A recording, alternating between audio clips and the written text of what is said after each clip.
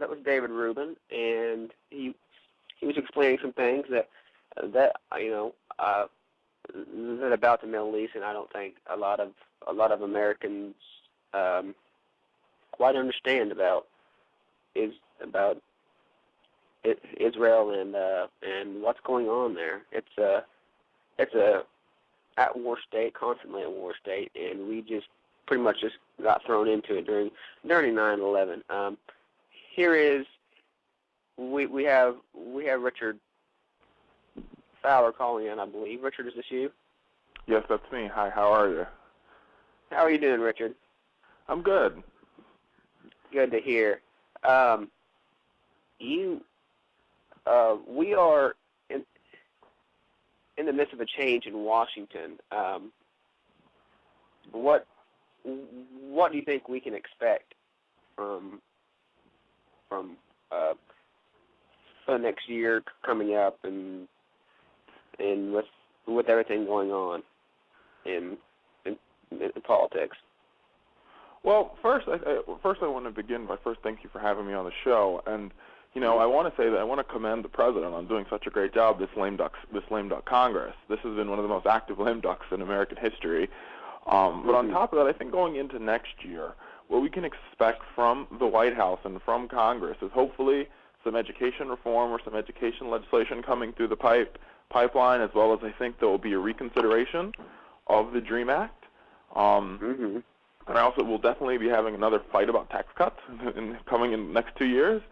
And that's what we could expect right now. There's really no telling on what will happen with the Republican House of Representatives and a Democratic Congress, even with the smaller caucus. It will be questionable to see what we get done. But one thing that I think we will have to see in Washington for us to make progress is bipartisanship. Well, let's talk about there's going to be a new bunch of people coming in that got elected that are aligned with the Tea Party. How do you think they're going to affect these acts that are wanting these things, like the Dream Act, which many of these Tea Partiers are against immigration, and how are they going to affect things going on in Washington? Well, I think that the jury's still out on that. I mean, we're definitely going to have to see what type of power the Tea Party caucus comes in with into the House of Representatives.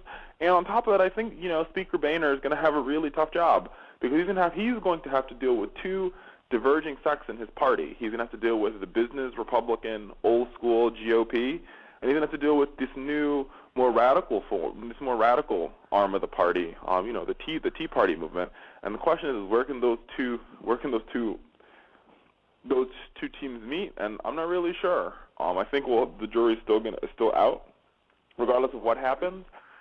Speaker Boehner is going to have to work with Senator Reid to get bills through, and that means he's going to have to come to the center. There's going to have to be some bipartisanship. And at the end of the day, if it makes it to the Senate, it still has to get to the president's desk and signed, which I think makes matters even harder. But I am optimistic that we will begin to see President Obama do what he does best, which is play to the center, which I think he's been doing for the past 2 years. He'll continue to do that. And the question is the Republicans are now going to have to take some responsibility, and they just cannot be the party of no. They've got to come in and they've got to say, okay, we're willing to work with the president to get the job done. Yeah. I think that their chances in 2012 really depend on how well they work on that and on working with, because if they're the party and no, they're not going to get votes at all. And that's exactly it, Marcus. If they are the party of no, they're not going to get votes. They are going, and they're the Tea Party populace and the Tea Party voter. They want results from these members of Congress, and I think they want results more so than any other movement. They're very put together very quickly as a movement, and they're very much to the right of I think the general moderate Republicans, and they're going to want action, and they really don't have any loyalties to a member of Congress. So I think they'll be willing to vote them out as quickly as they voted them in. So we're going to have to see something from this organization, and what we have to see is going to have to be real systemic change for their voters, and I'm not really sure how they get that through with the Democratic Senate and the Democratic president. Mm-hmm. Well, let's move on to a piece of legislation that's been around for a while since the Bill Clinton era, and just got repealed, which is Don't Ask, Don't Tell. What are your feelings on that? Well, I'm happy that the repeal has happened. This is something that the president promised his base when he ran for president, and he's done it.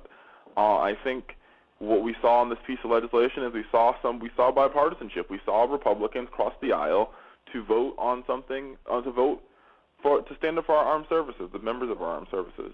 At the end of the day, these folks go out every day and they put themselves in harm's way to protect what we hold dear as Americans and to protect our Constitution. And, they don't have the right to express themselves, which to me it's almost hypocritical. And I think the president has taken a stand on a hypocritical policy that the United States has had. Mm-hmm. And I think it's a policy that most people in the military, most of the top brass of the military think repealing Don't Ask, Don't Tell had to happen, and it's happened. Whether or not this piece of legislation, this repeal, will lead to more wins for the LGBT community, we'll have to. I think the jury's still out on that as well. I think there will be a push for marriage equality, which they have in some states, but I think that's definitely going to be a state-by-state issue, and I think they're doing a really good job of winning some states. And I tell you, by 2012, in all likelihood, I see that New York will allow for same-sex either civil unions or gay marriage, and California will probably do the same. Mm-hmm. Well, they've had some big strides here lately, and I'm,